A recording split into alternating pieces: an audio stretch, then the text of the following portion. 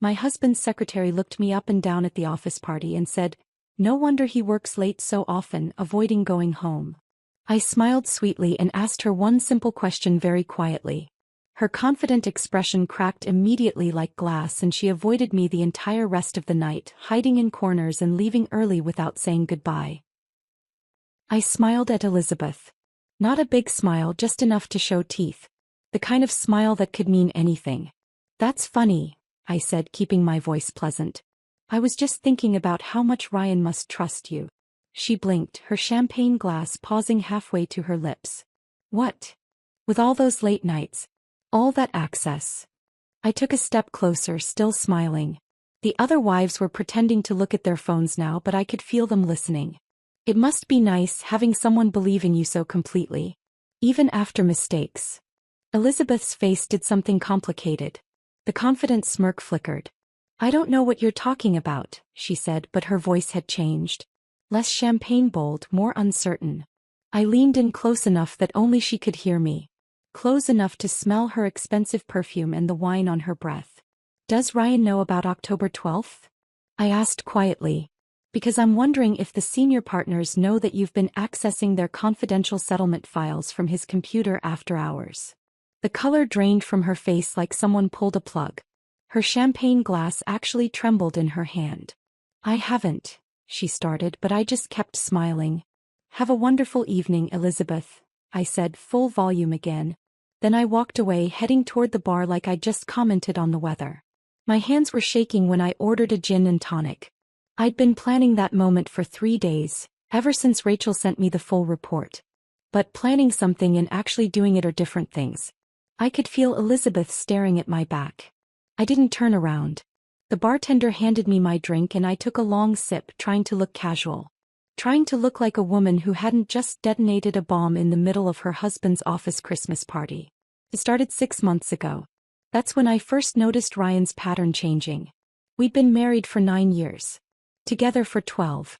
I knew his rhythms the way you know your own house in the dark, where all the furniture is, which floorboards creak. He was a corporate attorney at Mitchell & Harrison, one of those mid-sized firms that does well enough that everyone drives nice cars but not so well that they make the news. He worked hard. He always had. Late nights were normal. But 6 months ago the late nights changed flavor.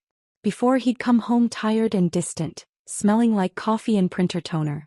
He'd heat up whatever I'd left him, eat standing at the kitchen counter, maybe tell me about a deposition or a difficult client. Then he'd shower and fall asleep within minutes. After he came home tired but wired. He'd shower first, immediately. He'd pick at his food. He'd be on his phone constantly, texting, his face doing things I couldn't read. And he started working late on Wednesdays, which he'd never done before because Wednesday was when the partners played golf and the office was quiet. I'm not stupid. I know what those signs usually mean. So I did what you're supposed to do. I checked the credit cards. I found hotel charges from the Marriott downtown. 3 of them, all on Wednesday afternoons over the span of 6 weeks. The charges stopped after that, but by then I'd already started investigating.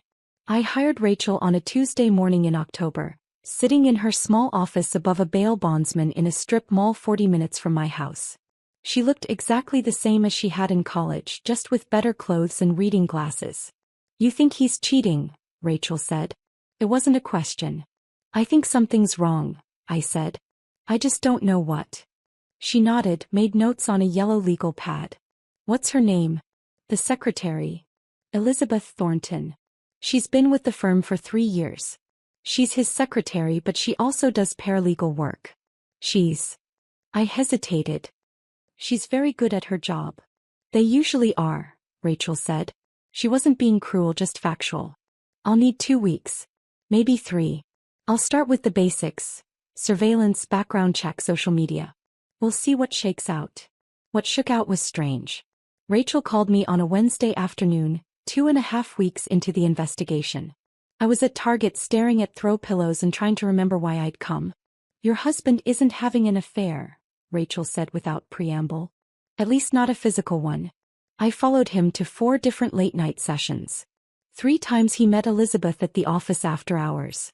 Once they met at a coffee shop. Every meeting they talked intensely for 1 to 2 hours. No touching. No hotel rooms. Just talking. What were they talking about? That I couldn't tell you. But here's what's interesting. I ran a deep background on Elizabeth Thornton and something popped. She had a DUI arrest on October 12th. Hit a parked car leaving a bar in Riverside. Blood alcohol was 0.12. Should have been a slam dunk prosecution. Should have been. The charges disappeared. Not dropped, disappeared. The arrest record got sealed. The whole thing vanished from the public database within 72 hours. That takes serious legal intervention, Catherine. The kind of intervention a mid-sized law firm could provide if they were very motivated. I stood in the Target aisle holding a gray throw pillow, my phone pressed to my ear. Why would the firm cover up her DUI? That's the question, isn't it? Rachel said. I did some more digging. Called in a favor with a friend at a rival firm. Elizabeth has access to things most secretaries don't. Client files. Settlement documents. Partner communications. Your husband shares his computer password with her so she can handle things when he's in court. That's normal, I said.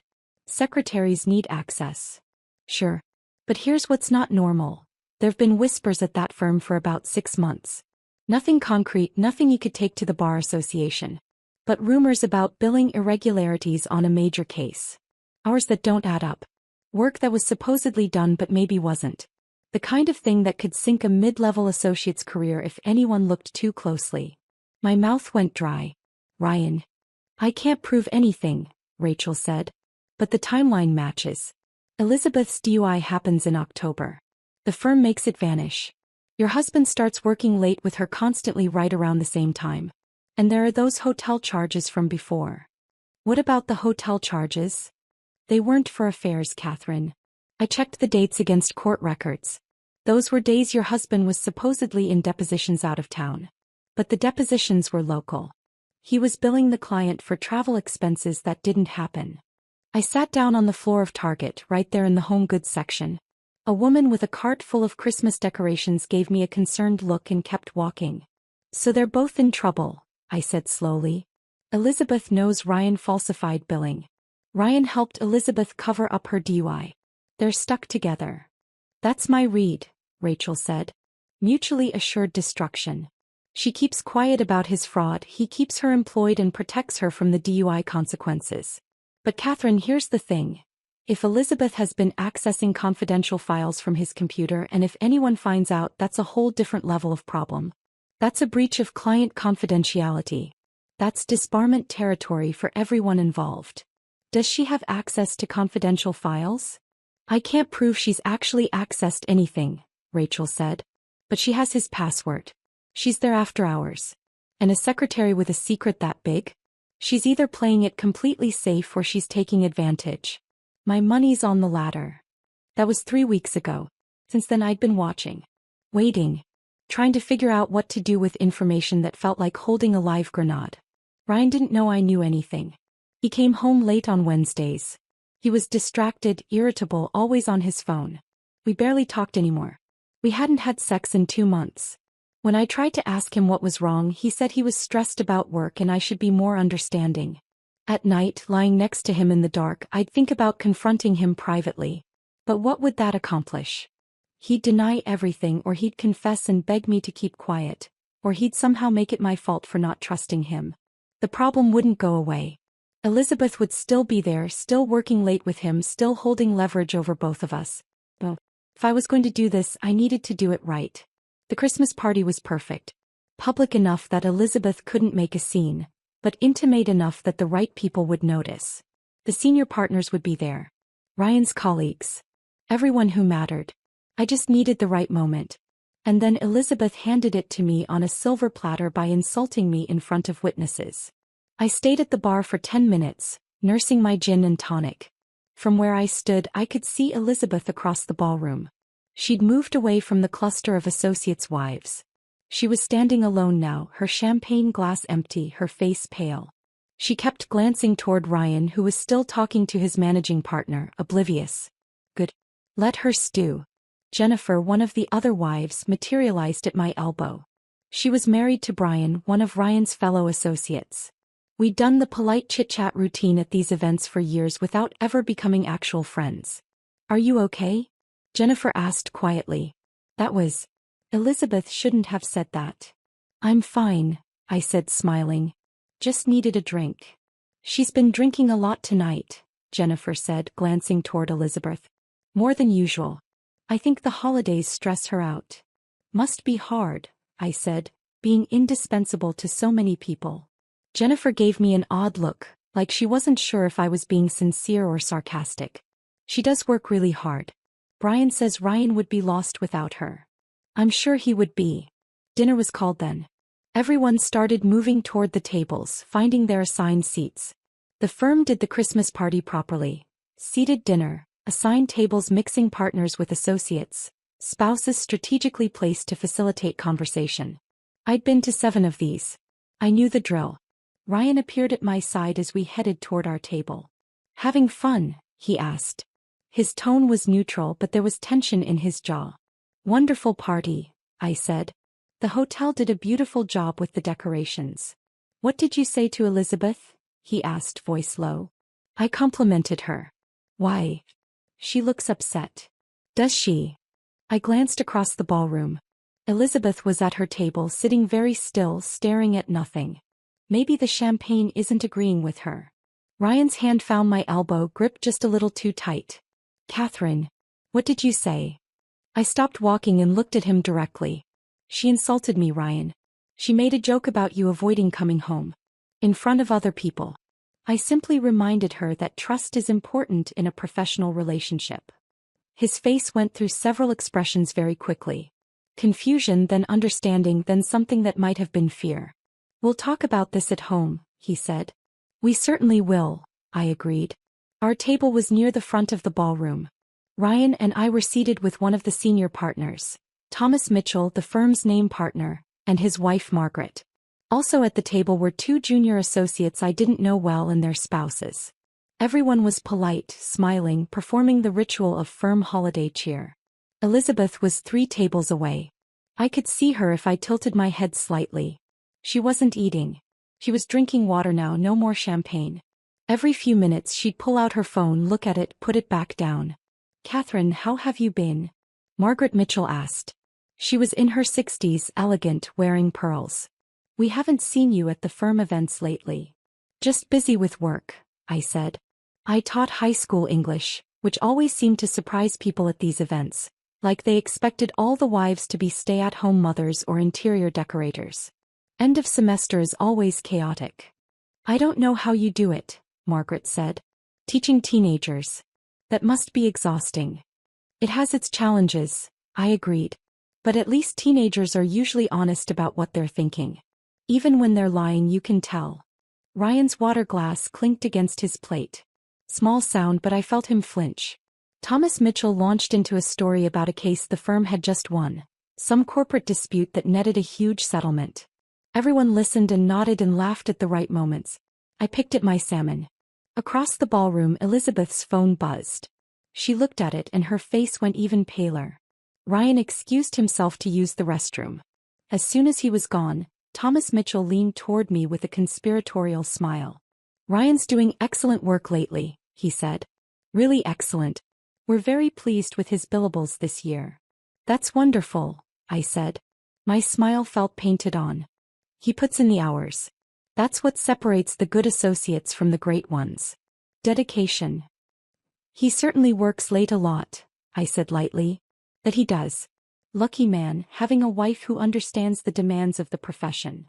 I wondered what Thomas Mitchell would say if he knew those billable hours included phantom travel expenses and maybe work that was never actually done. I wondered what he'd say if he knew his firm had covered up a DUI for a secretary who might be accessing confidential client files. But I just smiled and said, I appreciate that he loves his work. Ryan came back from the restroom looking worse than when he'd left. He sat down heavily, reached for his wine glass. His hand wasn't quite steady. Dessert arrived. Chocolate mousse with raspberry sauce. I ate mine slowly, savoring it. Elizabeth, 3 tables away, pushed hers around her plate without taking a bite. Then she stood up. Everyone was still eating, still talking. But Elizabeth stood up, grabbed her purse and walked quickly toward the ballroom exit. Not quite running but close. Several people glanced up, noticed. Ryan definitely noticed. His face went tight with panic. Excuse me, he muttered, standing. Where are you going? I asked. I'll be right back. He followed Elizabeth out of the ballroom. I counted to 30, then excused myself as well. Margaret Mitchell gave me a knowing smile, like she thought I needed to powder my nose or something equally quaint. The hallway outside the ballroom was quiet, elegant, carpeted. I could hear voices coming from around the corner, near the hotel's coat check. Ryan's voice low and urgent. Elizabeth's voice higher, strained. I walked slowly, my heels silent on the carpet. Stopped just before the corner where I could hear but not be seen. Knows something, Elizabeth was saying. I don't know what, but she knows. Ryan, she mentioned October 12th. She knows about the arrest. That's impossible. It was sealed. Nobody knows about that except the firm. Except Thomas. Except whoever he paid to make it disappear. Maybe somebody talked. Maybe. Nobody talked, Ryan said, but he didn't sound convinced. Elizabeth, just calm down. You're overreacting. Catherine probably just. She mentioned the settlement files. Elizabeth cut him off. She said something about me accessing confidential files from your computer. How would she know that unless she knows something? Unless someone told her? Silence. Long silence. Have you been accessing the settlement files? Ryan asked finally. His voice had gone very quiet, very careful. What? Oh. Why would I? Elizabeth. Have you?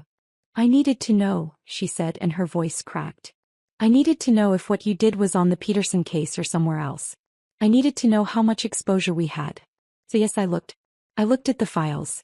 I looked at the billing records. And Ryan, there's a problem. Jesus Christ, Ryan breathed. The Peterson case has holes in it. Big holes. Anyone who looks closely is going to see that some of those billable hours are fabricated. And if they're looking at Peterson, they might look at other cases. And if they look at other cases. I get it, Ryan snapped. I get it.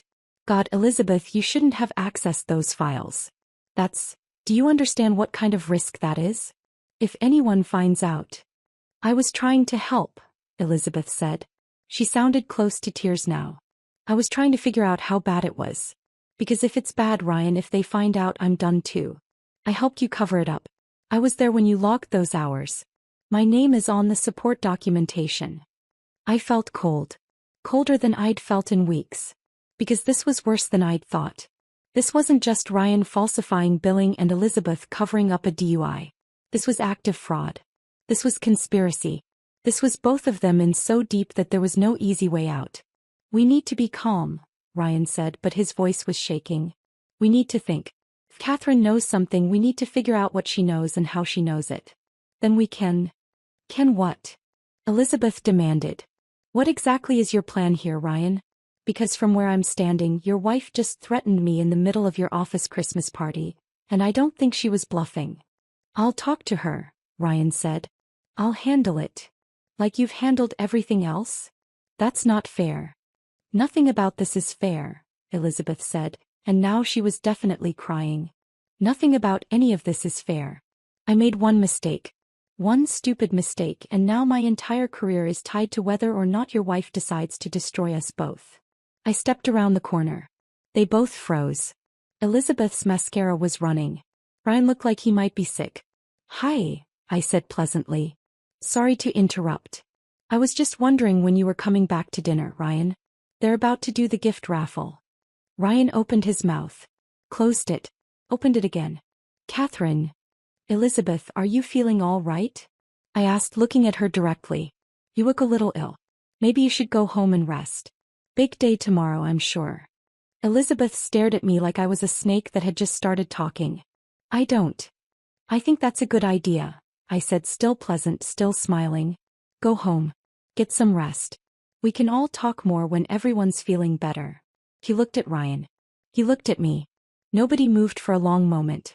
Then Elizabeth grabbed her coat from the coat check and left without another word. Just walked out of the hotel into the cold December night. Ryan and I stood in the hallway alone. What do you know? He asked finally. Everything, I said. I know about the Peterson case. I know about the hotel charges that weren't really travel expenses. I know about Elizabeth's DUI and how the firm made it disappear. I know about the files she's been accessing. I know all of it, Ryan. His face crumpled. For a moment he looked like he might cry too. How? Does it matter? Catherine, please. It's not what you think. What do I think? I made mistakes, he said. I was under pressure. The firm expects these billable hours and sometimes they're just not there, and I thought I could smooth things over, just a little padding here and there, nothing major. But then it got complicated and Elizabeth found out, and then she had her arrest and I helped her because she was going to lose her job, and then we were both stuck, I finished. He nodded miserably. Here's what's going to happen, I said. My voice was calm level. I practiced this too. Tomorrow you're going to go into the office early. You're going to check every single file Elizabeth has accessed. You're going to figure out exactly how bad the damage is. Then you're going to decide whether you want to come clean to Thomas Mitchell or whether you want to live with this hanging over your head forever. Catherine, I'm not done. Elizabeth is going to quietly transition to a new opportunity. She's going to get a good reference and a decent severance, and she's going to leave without making a fuss. And you're going to come home every night at a reasonable hour from now on. No more late Wednesdays. No more mysterious meetings. You're going to be so transparent I can see through you like glass. And if I do all that? Ryan asked quietly. What then? Then we'll figure out if this marriage is worth saving, I said. But Ryan, I need you to understand something. I'm not the helpless wife you've been avoiding coming home to. I'm the person who figured this all out while you and Elizabeth thought you were being clever. I'm the person who knows everything now. So if you ever treat me like I'm stupid again, I won't ask questions. I'll just make phone calls. He looked at me like he'd never seen me before. Do we understand each other? I asked. Yes, he whispered. Good. Now let's go back to dinner before people start wondering where we went. I walked back to the ballroom. After a moment, Ryan followed. At our table, Margaret Mitchell asked if everything was all right. I said everything was fine. Elizabeth just wasn't feeling well and had gone home early. Thomas Mitchell made a sympathetic noise and said the flu was going around. The gift raffle happened. Someone won a spa basket. Someone else won a gift certificate to a steakhouse. Everyone clapped politely. Ryan sat next to me, not eating, not talking, his face gray. I finished my chocolate mousse. It was delicious. We stayed until the end of the party because leaving early would have looked strange. We said goodnight to Thomas and Margaret Mitchell, to the other associates and their spouses. Everyone said what a lovely evening it had been. In the car driving home, Ryan tried to talk. I turned on the radio. Classical music, a piano concerto. I hummed along. When we got home, I went upstairs and changed out of my red dress. Hung it carefully in the closet. It had served its purpose. Ryan stood in the bedroom doorway. Can we talk now? Tomorrow, I said. Tonight I'm tired. Catherine, please. Tomorrow, Ryan. He slept in the guest room that night. I slept better than I had in 6 months. 2 days later, Elizabeth Thornton announced she was leaving Mitchell and Harrison to pursue new opportunities. Her departure was friendly, professional. He got a good reference. She sent a thank you email to the whole office. Ryan started coming home at 6 o'clock. Every night like clockwork. 3 weeks after the Christmas party, he told me he'd gone to Thomas Mitchell. Confessed to the billing irregularities on the Peterson case.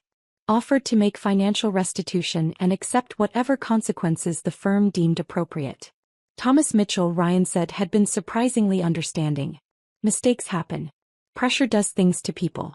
What matters is integrity and honesty when things go wrong. Ryan would be on probation for a year, his partnership track delayed, but he'd keep his job. I asked if he'd mentioned Elizabeth's access to the confidential files. He said he hadn't. Some secrets, he said, were better left buried if they didn't need to be exposed. I didn't argue. The marriage might not survive this, but at least Ryan was finally being honest. At least he was finally treating me like an equal instead of an obstacle to manage. Rachel called me a week into January. I heard Elizabeth Thornton left the firm. Friendly departure. Very friendly, I said. And your husband? Coming home on time. Telling the truth. We'll see. You did good, Catherine, Rachel said. You played it perfectly. I just asked a question, I said. The right question at the right time is more powerful than any accusation, Rachel said. You knew that. That's why it worked. After we hung up, I thought about that. About power and knowledge and the moment you choose to use both. About the years I'd spent making myself smaller, quieter, easier. I wasn't small anymore. And if Ryan wanted this marriage to work, he was going to have to learn to live with a wife who knew how to ask the right questions. What would you have said to Elizabeth? Drop your favorite moment from Catherine's power move in the comments below. If you loved watching her reclaim her dignity, hit that like button and subscribe for more stories about women who refuse to stay silent. Your support means everything.